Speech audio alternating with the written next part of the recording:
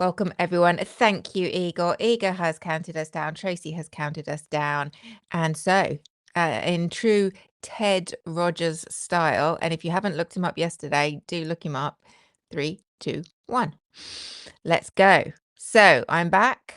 Still unofficial, still completely unsolicited, but still here, hoping to keep Glenn off his computer long enough to properly enjoy MoMA today. And you're welcome, Glenn. Not that you've actually asked for this. I don't even know if you approve, but you told the community to stick together, hang on in there until you've had some much needed rest, and we'll see you on the flip side. So we're trying to keep those legal fires burning in your absence so you don't feel like you need to jump on.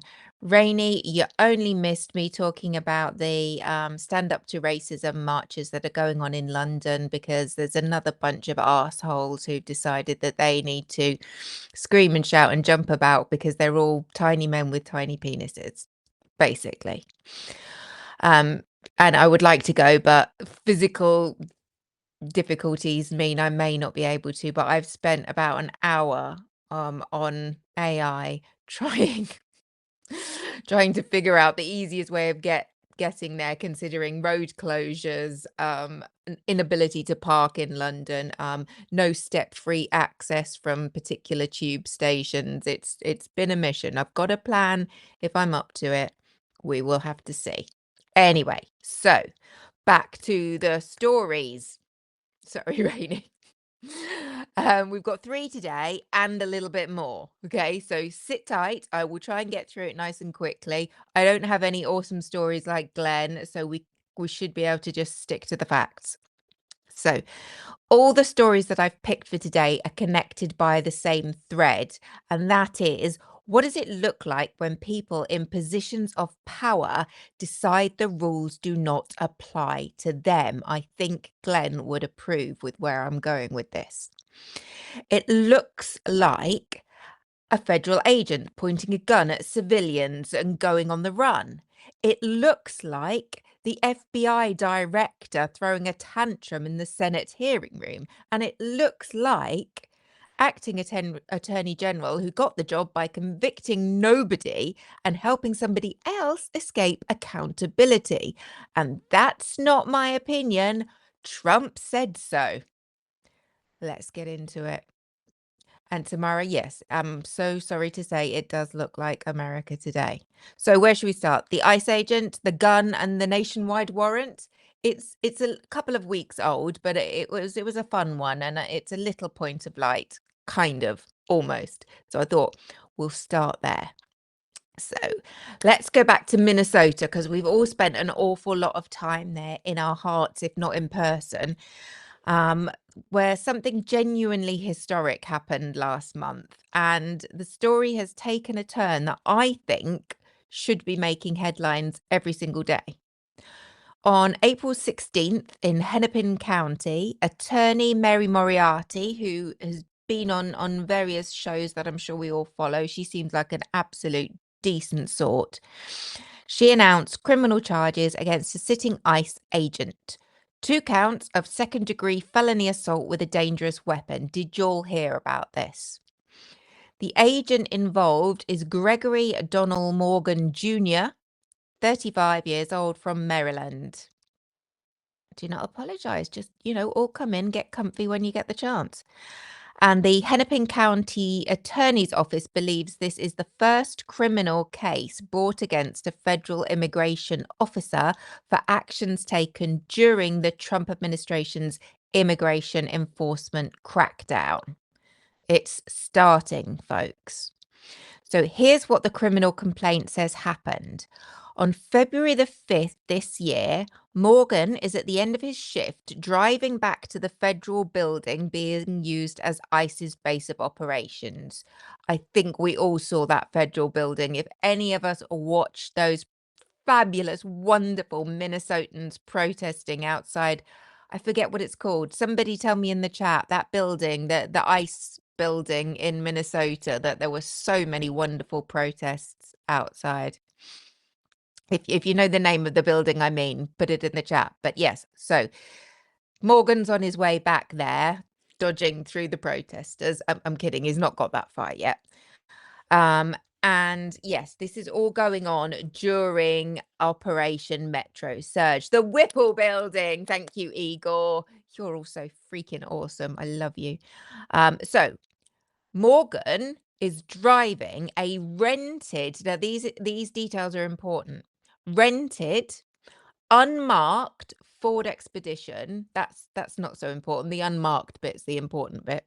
No markings, no lights, no sirens, and he is not in uniform. He decides to skip rush hour traffic by driving illegally on the highway shoulder. Naughty, naughty. It's almost as if these ICE agents feel like the rules do not apply to them. That's what I'm saying. Anyway, a white Cadillac whose driver has absolutely no clue this is a federal agent briefly moves into the shoulder to slow down the vehicle riding illegally behind them. Then the Cadillac returns to the normal lane, and that should have been the end of it. It is not the end of it, because of course it's not, folks. Have any of you heard this story? Because if you haven't, that's shocking in itself. I only came across it today, and as you can see, it's been going on. This was back in February when it happened, and the charges were middle of April. So what happens next? You're going to love this in absolutely no way, shape or form. Morgan pulls his SUV alongside the Cadillac, rolls down his window, and points his government-issued firearm directly at the heads of the driver and front seat passenger. The victims, whose windows are up, can't hear him. They've got no clue he's a federal agent. And according to Mary Moriarty, all they saw was the gun pointed at their heads. So they did what anybody would do and called 911. So here's the detail that makes the case particularly clean. When Minnesota State Patrol investigators interviewed Morgan the following day, he admitted he drew his firearm after the victim's vehicle had already returned to the normal traffic flow. He was not conducting a law enforcement operation. He admitted that. He was not responding to any kind of an emergency. He admitted that. The warrant says so explicitly. This was road rage, pure and simple, with a federal badge and a loaded weapon. Each count carries up to 7 years in prison. There is a nationwide arrest warrant, and as of today, nobody knows where Gregory Donnell Morgan Jr. is. ICE has not made a statement. DHS has not made a statement. The acting ICE director announced his resignation the day after the charges were filed, citing stress. Morgan's whereabouts remain unknown. And can I just say, whatever the temptation, if you do happen to spot him, just make the call. The guy's a loon. Do not be approaching him, but let's get him in. Yeah, probably is in whip sec now, whip talk, witness protection, whatever you call it. We have an abbreviation for it that I can't remember. No, it's gone. Anyway, yes. So do not approach this man. I don't know what the official line is, but in my opinion, he's armed and dangerous. So let's just let the law enforcement officials deal with that kind of nonsense. WITSEC, thank you. WITSEC. What's that stand for? Anyway, yeah. Where are we? So what's Mary Moriarty's take on what's going on? Well, she was asked directly whether she was concerned about federal blowback, and I really liked her answer. She said, "Not a concern of ours. Our role is to hold people accountable if they violate the laws of Minnesota. We feel strongly that this agent committed second-degree assault against both of these victims." She also confirmed her office has 18 separate incidents under investigation. Ms. Moriarty ain't messing around. And they're looking at potential criminal charges, including, whoop, whoop, hey, Chris, including the deaths of Renee Good and Alex Pretty, who, as we all know, were brutally, I'm so sorry, brutally shot and killed by federal agents during this same Operation Metro Search. So hopefully she's not going to let it go. It's a tiny chink of light. One more thing worth sitting with: the Trump administration have warned that arresting federal agents for carrying out their official duties itself could be a federal crime.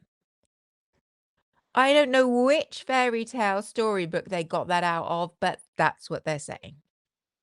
Legal experts are saying that Morgan's case in particular is on the absolute outer boundary of that argument at best. It's very difficult to claim you were fulfilling your immigration enforcement duties by pointing a gun at two civilians during a traffic disagreement at the end of your shift in an unmarked car, not in uniform, with no law enforcement purpose whatsoever. But there we are. A federal agent is a fugitive from state justice. The federal government is quiet. Watch this space. Next story. Everyone's favorite FBI director. And by favorite, I mean guy we like to point and laugh at and think, well, at least my life isn't going as badly as yours is. So he's had a week, hasn't he? Bless him. Little car crash. On Tuesday, Kash Patel appeared before the Senate Appropriations Committee for a budget hearing. Now, Senator Chris Van Hollen, as I mentioned in my show, the ranking Democrat on the committee, came prepared. He asked Patel about a recent Atlantic magazine investigation alleging that Patel has episodes of excessive drinking, and those episodes have impaired his ability to do his job. And also reports of misuse of FBI resources. And we've gone into that in quite some detail. Now, you would imagine that Patel was expecting this question. You would have to be a first grade ignoramus. I mean, first grade as in like first class, not as in the first grade. You know, you really have to be a special kind of stupid to have not predicted that somebody was going to ask about this. Anyway, I'll briefly talk about his response, but that's not the fun bit. So he responded by calling the Atlantic's report a total farce. He then pivoted, claiming without any evidence whatsoever that Van Hollen had been slinging margaritas with Kilmar Abrego Garcia, the man wrongly deported to a Salvadorian prison against a federal judge's orders. The reference was to Van Hollen's trip to El Salvador to check on Abrego Garcia's welfare. Van Hollen was not, let's be clear, sipping cocktails with a political prisoner. It was a political stunt, but accuracy was not the point here. That would have been bad enough. Exactly, defamation. Then came the legal news. As we all know, Mr. Patel isn't averse to filing the odd crazy lawsuit. And by crazy, I mean completely unhinged. In April, he filed a $250 million defamation lawsuit against The Atlantic over that drinking story. That's still ongoing. But on Thursday, a federal judge in the Southern District of Texas dismissed Patel's separate defamation lawsuit against former FBI official and buddy of our mate Glenn, Frank Figliuzzi. Figliuzzi had said, as we all remember on Morning Joe, that Patel had been visible at nightclubs far more than he had been on the 7th floor of FBI headquarters. The judge dismissed it, and yesterday, Patel filed an appeal, because of course he did. So here's where we are. The FBI director is simultaneously running an organization that, according to Democratic investigators on the House Judiciary Committee, has paid out more than $3 million, million with an M, dollars in settlements to fired agents reinstated by the Trump administration. He is facing a published investigation about his drinking and job performance. He is pursuing a $250 million lawsuit against the outlet that published it, and he's appealing a dismissed defamation case about his nightclub attendance, and spending the Senate hearing time making accusations about a senator's drinking habits. Glenn and I have both covered Cash extensively. If you want more of the full backstory, go to Glenn's archive. It's all there. The short version is man was installed as FBI director not because he had the experience or temperament for the job, but because he demonstrated loyalty. What you're watching now is what that looks like in practice. So, our final story for today. Yeah, it doesn't get better. Sorry. Mr. Blanche and the AG vacancy. Yes, I'm still looking for that audit, as they call it, test for Mr. Patel. I'm sure he's on it. So let's have a look at the man currently sitting at the top of the Justice Department, the man I refer to as the future former acting Attorney General. Todd Blanche is currently in that role, not for much longer, I don't expect. And how did he get there? Well, he got there in stages. He served as Donald Trump's lead defense counsel in the 2024 New York criminal trial that ended in a 34-count guilty verdict. It's not necessary to the story. I'd just like to remind everybody. Trump then installed him as Deputy Attorney General as a thank you for, I don't know, avoiding the death penalty. I mean, it's an odd one. You would almost think it was a failure if your client was convicted for the charges that they were being tried for. But no, because apparently Trump liked his adversarial attitude towards the judge. Exactly. So, Trump then fired Pam Bondi on April 2nd and elevated Blanche to the acting AG position, where he can stay for a while before he has to be confirmed. This week, Legal AF and others were flagging that Blanche's potential nomination for the permanent role appears to be running into trouble. Well, who'd have thunk it? The details are still developing, but the pattern's worth understanding because the question of who runs the Justice Department right now is not an abstract one. It's kind of a very real thing. Under Todd Blanche, the DOJ has dismantled the public integrity section, the unit created after Watergate specifically to prosecute public corruption, which went from 35, 40 attorneys roughly to 2.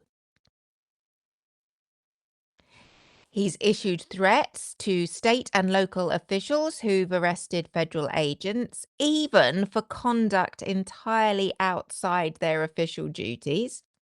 He's shelved the Jack Smith report on Trump, released Biden audio tapes in what critics say is an effort to undermine Biden's pardons for family members, and faces a federal lawsuit from journalist and lawyer Katie Bang, yay, go Katie, for allegedly violating the Epstein Files Transparency Act, the bipartisan law passed by Congress requiring release of the Epstein files. So, he's being busy. That one deserves its own episode. We will get to it. But for now, The Fang lawsuit, filed April 27th in DC federal court, alleges that the Department of Justice reviewed approximately 6 million pages of Epstein files and released around 3.5 million, with hundreds of pages redacted entirely in direct violation of the statute Congress passed nearly unanimously. Among the withheld materials, according to the complaint, are documents referencing Trump directly. So on Monday, I will be doing a full in-depth look at the runners and riders for the permanent AG position, because it's not just Todd Blanche. There are some other absolute peaches in the running, and I'd just like to tell you a little bit more about them. So if you're interested, that will be Monday, 7 p.m. Eastern, Midnight Cafe. So please come and join me if you want to know more. And I think you'll be interested in the names that are being floated, because it tells you an awful lot about what this administration wants the Justice Department to be. Tonight, I would just flag this. Todd Blanche holds the most powerful law enforcement position in the country, and he got that position by defending the man who now controls his career. And the unit whose entire purpose was to make sure that kind of arrangement does not corrupt the rule of law has, on his watch, at his hand, been reduced to 2 people. Yeah. What could possibly go wrong, right? So, where are we? 3 stories. An ICE agent with a gun and no accountability. An FBI director more focused on his defamation suits than his 7th floor. An acting attorney general who got the job by helping the president escape a jury verdict. What connects them is something that Glenn talks about constantly, and something that should never become a cliche just because we say it often. You all know what it is. What do we need more of, apart from justice, truth, obeying the laws, and all that good stuff? I know you know it. It begins with A, and we're going to get it. At the heart of all these stories is the question of accountability. Thank you, Lyra Jean. Oh, look at you. You've all got it. Exactly. Not as a political talking point, as the actual operating principle of a functioning justice system. The idea that the badge does not put you above the law. Look at you all. Oh, Glenn has trained you well. He's such a good teacher. The proximity that you have to power does not determine which laws you decide to obey and which laws you just ignore because they don't apply to you. Mary Moriarty in Minnesota is demonstrating what it looks like to act on that principle when the federal government will not. She has 18 investigations open. See you later, Rebecca. She's suing the federal government for evidence in 2 shooting deaths, and she is not concerned about the blowback. That's what courage in office looks like, and right now it matters enormously that we can still see it, and we need to big up anyone demanding accountability by standing up to this administration wherever we see them. And that's the stories I picked to cover, but there is so much more going on in the legal landscape. So if you want to know more about the Supreme Court decision on mifepristone, I direct you to one Michael Popock over on Legal AF, where he's done a whole thing looking into it. You can find him on YouTube and Substack. If you want to know more about the Trump administration's attempt to sue the DC bar for prosecuting former Assistant Attorney General Jeff Clark, yes, they're actually trying to sue the bar, the law people, you know, the people holding lawyers accountable and who can take their law licenses off them. But apparently this administration don't like that.